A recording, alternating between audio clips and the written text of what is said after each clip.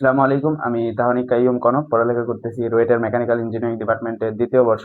তো আজকে আমরা 4 নাম্বার লেকচারে চলে আসলাম ইনভার্স ল্যাপ্লাস ট্রান্সফর্মের। তো 4 নাম্বার লেকচারে আমরা ম্যাথ সলভ করব। আমরা 3 নাম্বার লেকচারে দেখছি যে পার্শিয়াল ফ্র্যাকশনে রূপান্তর করার যে 5টা রুলস, সেই 5টা রুলসই আমরা পূর্ণরূপে শিখে নিছি এবং আমরা শিখছি হচ্ছে সহগ সমীকৃতকরণ এবং বাইইকুয়ালিটি প্রসেস। তো এই দুইটা দিয়েই আমরা সব ম্যাথ করতে পারবো। তো দেখো যে আজকে ম্যাথ নিছি ইনভার্স ল্যাপ্লাসের মধ্যে পার্শিয়াল ফ্র্যাকশনটা আনছি। তো দেখো যে এই জায়গায় আমাদের এই যে এইটুকু কিন্তু পার্শিয়াল ফ্র্যাকশনের মাধ্যমে সমাধান করতে হবে, তারপরে ইনভার্স ল্যাপ্লাসের মধ্যে ঢুকাবো, তারপরে আমরা সলভ করবো। তো ফার্স্টেই কি লিখবো আমরা এখানে, late 2s² - 4 by s + 1 s - 2 s - 3 এটাকে আমরা পার্শিয়াল ফ্র্যাকশনে কিভাবে রূপান্তর করব? আমরা রুলস আগেই পড়ছি। প্রথম যে রুলসটা সেটা কি, a by s + 1 plus b by s - 2 plus c by s - 3।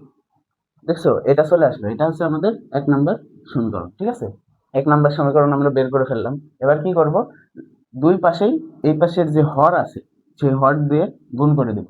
তাহলে এই পাশে আমাদের কি থাকবে, এই পাশে থাকবে হচ্ছে 2s² - 4, আর এই পাশে এইটা দিয়ে যদি এইটাকে গুণ করি, s+1 ওপরে থাকবে s+1 আর নিচে s+1, দুইটা কাটাকাটি যাবে।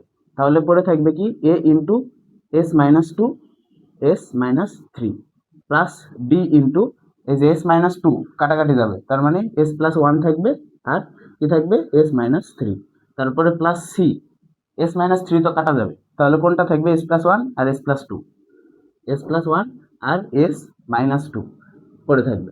এখন আমাদের কি করতে হবে, আমরা যদি বাই ইকুয়ালিটি প্রসেস অ্যাপ্লাই করতে চাই তাহলে আমাদের সবগুলোকে গুণ করে দিতে হবে। গুণ করে এক্স স্কোয়ারের পদটাকে আলাদা করতে হবে, এক্স এর পদটাকে আলাদা করতে হবে, ধ্রুব পদকে আলাদা করতে হবে। তো সেটা আমরা করে ফেলবো।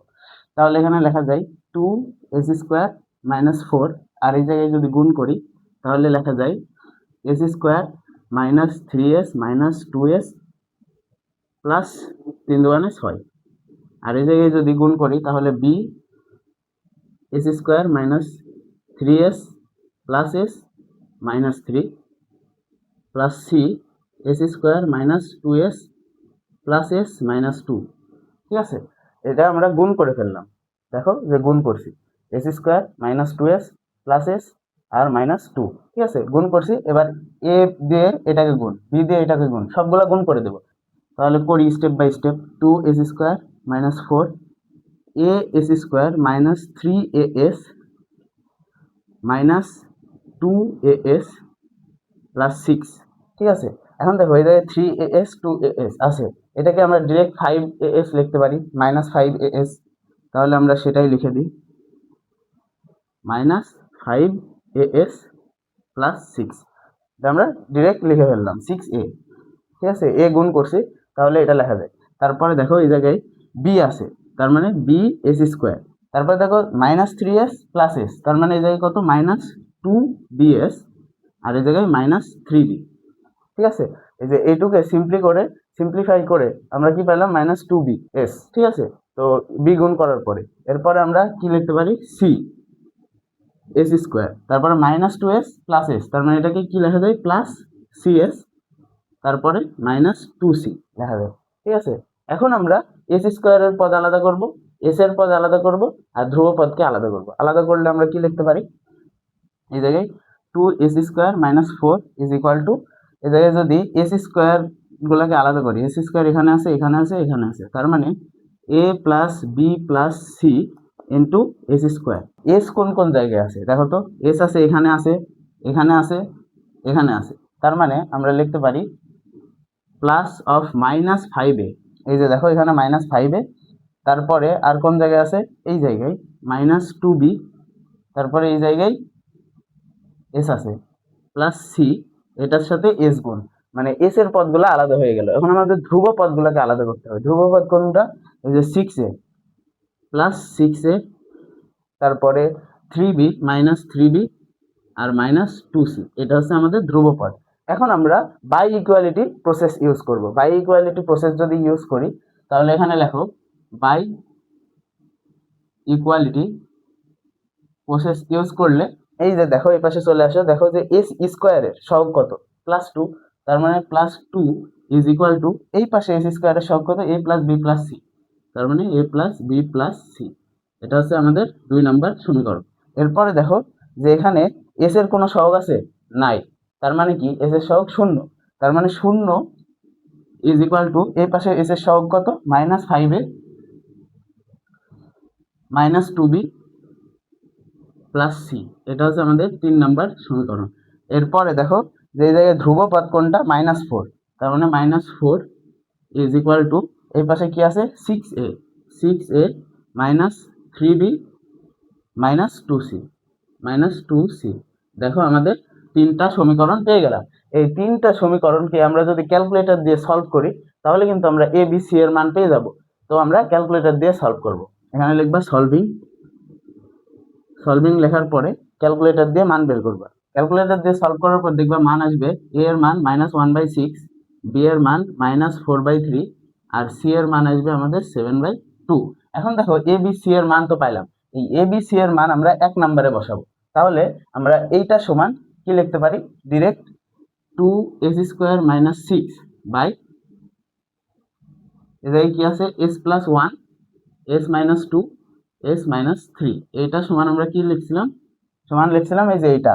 তার মানে a এর মান কত আমাদের -1/6, এখানে লিখে দেবো -1/6 বাই s+1 প্লাস -4/3 s-2, তারপর প্লাস 7/2 s-3। আমাদের আংশিক ভগ্নাংশ রূপান্তর করা শেষ। এখন বলছে যে এইটার আগে কি ল্যাপ্লাস ইনভার্স, মানে এইটার আগে ল্যাপ্লাস ইনভার্স বের করতে হবে। তাহলে আমরা লিখতে পারি Laplace inverse of 2s² - 6 by s+1 s-2 s-3, এইটা সমান ডিরেক্ট লিখে দেবা। এই যে দেখো ধ্রুবক যেটা সেটাকে আমরা বাইরে আনতে পারি, তার মানে -1/6 ল্যাপ্লাস ইনভার্স অফ 1/s+1, তারপরে এখানে ধ্রুবক কত -4/3, -4/3 ল্যাপ্লাস ইনভার্স অফ 1/s-2, তারপরে এটা ধ্রুবক কত 7/2 ল্যাপ্লাস ইনভার্স অফ 1/s-3। এখন আমরা ল্যাপ্লাস ইনভার্স করে ফেলবো। এটা দেখো -1/6, এরপরে দেখো s+1 আছে, তার মানে e⁻t, আমি সূত্র পড়াইছি, তার মানে ল্যাপ্লাস ইনভার্সের সূত্র e⁻t। এরপরে -4/3 এই জায়গায় e⁻+ হবে, কারণ এই জায়গায় -2 আছে, +2t। তারপরে +7/2 এই জায়গায় e⁻ কত হবে, +3t। এটাই হচ্ছে আমাদের ফাইনাল অ্যান্সার। জাস্ট সূত্র বসাবো। আমি আগের ক্লাসগুলোতে সব সূত্র যত রুলস আছে সব কিছু শিখাই দিছি, এখন শুধু সেভাবে করে বসাইলে মান পেয়ে যাবে। তো এটাই হলো আমাদের প্রথম ম্যাথের অ্যান্সার। এরপর আমরা দ্বিতীয় ম্যাথে যাব। তো দেখো 2 নম্বর ম্যাথেও আমাদের দেখো নিচে কি 2টা ফ্যাক্টর চলে আসছে। তো এখন দেখো যে এটা পার্শিয়াল ফ্র্যাকশনের কত নম্বর রুলসের মধ্যে পড়ে, এখানে দেখো স্কোয়ার আছে, তার মানে 2 নম্বর রুলসে। আমি আগের ক্লাসে পড়াইছি 3 নম্বর লেকচারে, এটা হচ্ছে 2 নম্বর রুলসের মধ্যে পড়ে। তাহলে আমরা কি লিখবো, লেট 5s² - 15s - 11 বাই এই জায়গায় s+1 s-2 হোল স্কোয়ার, এটাকে লেখা যায় a বাই s+1, তারপরে b by s-2 plus c by s-2 whole square. এটা আমাদের 1 নম্বর সমীকরণ। এরপরে এই যে লেফট হ্যান্ড সাইডের যে হর সেটা দিয়ে উভয় পক্ষকে গুণ করে দেবো। গুণ করলে আমরা কি লিখতে পারি, 5s² - 15s - 11 is equal to a into এটা কাটা, তার মানে s-2 হোল স্কোয়ার, তারপরে b into s-2 into s+1, তারপরে c into s-2 whole square কাটা যাবে, তার মানে s+1 থাকবে। ঠিক আছে, এখন আমরা গুণ করে দেবো, তারপর সিম্পলিফাই করবো। তাহলে এখানে লেখা যায় 5s² - 15s - 11 is equal to a into s² minus a minus b whole স্কোয়ারের সূত্র 4s প্লাস 4, তারপরে প্লাস b ইন্টু এটাকে যদি গুণ করো s² plus s minus 2s minus 2 দেখা যায়, এরপরে প্লাস cs প্লাস c। এখন আমরা a আর b দ্বারা গুণ করে দেব, তারপরে s² গুলাকে আর s গুলাকে তারপরে ধ্রুবপদ গুলাকে আলাদা করব। তার মানে এখানে লেখা যায় 5s² - 15s - 11 is equal two as² - 4as plus 4a plus bs², আর এই জায়গায় -2s আছে প্লাস s আছে, তার মানে -bs -2b plus cs plus c. এখন দেখো এই লাইন থেকে এই লাইনে আসার সময় ক্যালকুলেশনটা ভালোভাবে করবা, দেখো ঠিক আছে কিনা। এ এস স্কোয়ার, তারপরে মাইনাস 4as, তারপরে প্লাস 4a, তারপরে বি এস স্কোয়ার, তারপরে এই জায়গায় মাইনাস বিএস, তারপরে মাইনাস 2b। হ্যাঁ ঠিক আছে, এরপরে আমরা কি করব, 5 s square minus 15s minus 11 is equal to s square গুলাকে আলাদা করব, এখানে আছে এখানে আছে, তার মানে a plus b into s square. এরপরে এস গুলাকে আলাদা করব, এখানে এস আছে এখানে এস আছে এখানে এস আছে, তার মানে প্লাস মাইনাস 4 তারপরে এই জায়গায় এস মাইনাস বি, তারপরে প্লাস সি, এটা হচ্ছে এস। এরপরে ধ্রুবপদ গুলাকে আলাদা করলে আমরা কি লিখতে পারি, ধ্রুবপদ এখানে আছে মানে প্লাস 4a, তারপরে মাইনাস 2b আর প্লাস সি। ধ্রুবপদগুলা এস স্কোয়ার এস এগুলো সব আলাদা করে ফেললাম। এখন আমরা বাই ইকুয়ালিটি প্রসেস ইউজ করব। হ্যাঁ, বাই ইকুয়ালিটি প্রসেস ইউজ করলে এখানে লিখবা বাই ইকুয়ালিটি, লেখার পরে দেখো এই পাশে চলে আসো, এস স্কোয়ারের সহগ কত 5, তার মানে 5 ইজ ইকুয়াল টু, এখানে এস স্কোয়ারের সহগ এ প্লাস বি লিখে দিবা, এটা হচ্ছে আমাদের 2 নম্বর সমীকরণ। এরপরে দেখো এস এর সহগ কত এটা, আর এই পাশে -15, তার মানে -15 is equal to -4a minus b plus c, এটা হচ্ছে আমাদের 3 নম্বর সমীকরণ। এরপরে দেখো ধ্রুবপদ এই পাশে -11 আর এই পাশে হচ্ছে plus 4a minus 2b plus c, এটা হচ্ছে আমাদের 4 নম্বর সমীকরণ। এখন তোমরা ক্যালকুলেটর দিয়ে এটা সমাধান করবে, সমাধান করে এ বি সি এর মান পাবা, এ বি সি এর মানটা বের করে ফেলবা। তো সলভ করলে আমরা এ এর মান পাবো 1, বি এর মান পাবো 4 আর সি এর মান পাবো -7। তো আমরা এ বি সি এর মানটা পেয়ে গেলাম। এখন এ বি সি এর মানটা আমাদের 1 নম্বর সমীকরণে বসাই দিতে হবে।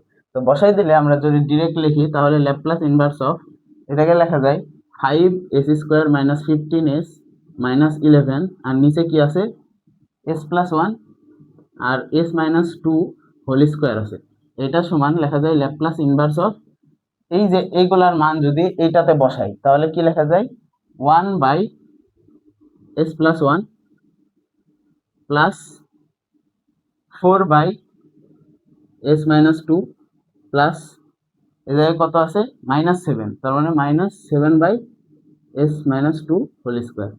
এখন আমরা সবকিছু করে ফেললাম, এখন কি করতে হবে, আমাদের সলভ করতে হবে। সলভ করলে আমরা এটাকে কি লিখতে পারি, আলাদা আলাদা করে পোর্শনে ল্যাপ্লাস ইনভার্স করা যায়।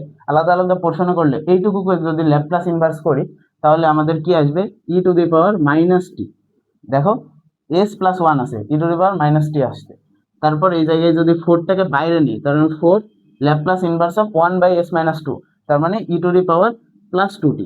ঠিক আছে, এরপরে -7 কনস্ট্যান্ট, এটাকে বাইরে নিলাম, তার মানে -7 কনস্ট্যান্ট হলে -7 কে বাইরে নিলাম। এখন দেখো স্কোয়ার আছে, s মাইনাস 2 হোল স্কোয়ার আছে, তার মানে এটাকে আরো এক লাইন আমাদের করতে হবে, ল্যাপ্লাস ইনভার্স অফ, আগে ফার্স্ট শিফটিং থিওরামটা ইউজ করে নি, s মাইনাস 2 আছে তার মানে ই টু দি পাওয়ার 2t, তারপরে কি Laplace inverse of 1 by s স্কোয়ারে চলে আসলো। ঠিক আছে, এই যে দেখো s minus 2 whole square, s minus 2 এর জন্য আমরা কি ফার্স্ট শিফটিং থিওরাম ইউজ করলাম, করার পরে ই টু দি পাওয়ার +2t আসলো, -2 আছে তাই +2t আসলো।